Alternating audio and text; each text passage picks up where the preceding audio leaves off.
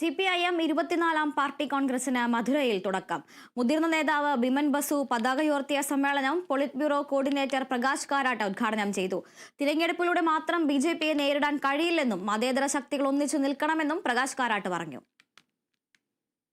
80 നിരീക്ഷകരുൾപ്പെടെ 881 പേരാണ് പാർട്ടി കോൺഗ്രസിൽ പങ്കെടുക്കുന്നത്. പ്രതിനിധി സമ്മേളനം നടക്കുന്ന സീതാറാം യെച്ചൂരി നഗറിൽ മുതിർന്ന CPM നേതാവ് ബിമൻ ബസു പതാക ഉയർത്തിയതോടെ സമ്മേളനത്തിന് ഔദ്യോഗിക തുടക്കമായി.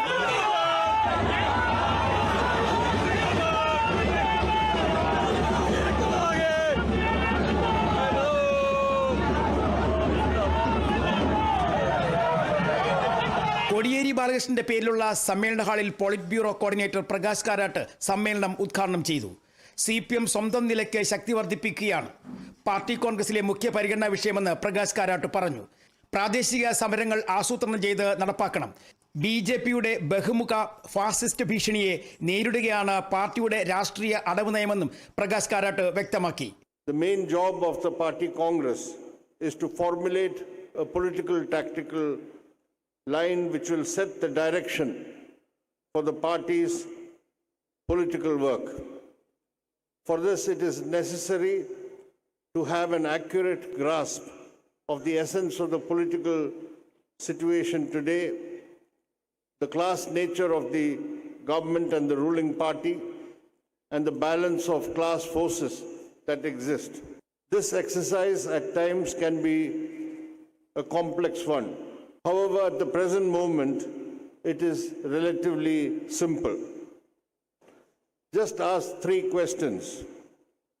Firstly, who claims to be the friend of Donald Trump? Second, who is the close friend of Gautam Adani and Mukesh Ambani? And third, who owes total loyalty to the Rashtriya Swayam Sevak Sangh? The answer to all these 3 questions is the same: Narendra Modi and the Bharatiya Janata Party. CPI, CPIML, forward block ഉൾപ്പെടെയുള്ള ഇടതു party നേതാക്കൾ ഉദ്ഘാടന സമ്മേളനത്തിൽ പങ്കെടുത്തു. പുതിയ party general സെക്രട്ടറിയായി ആര് വരും എന്നുള്ളതാണ് സമ്മേളനത്തെ ശ്രദ്ധേയമാക്കുന്നത്.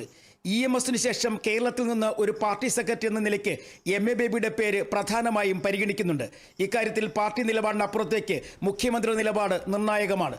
സുഭാഷിണി അലി, ബൃന്ദ കാരാട്ട്, മണിക് സർക്കാർ ഉൾപ്പെടെയുള്ള പ്രധാന നേതാക്കൾ പ്രായപരിധിയുടെ അടിസ്ഥാനത്തിൽ നേതൃനിരയിൽ നിന്നും ഒഴിവാകും. റെഡ് വോളണ്ടിയർ പരേഡോടുകൂടി പാർട്ടി കോൺഗ്രസ് ഈ മാസം 6-ന് അവസാനിക്കും. കേരള വിഷൻ ന്യൂസ്, മധുര.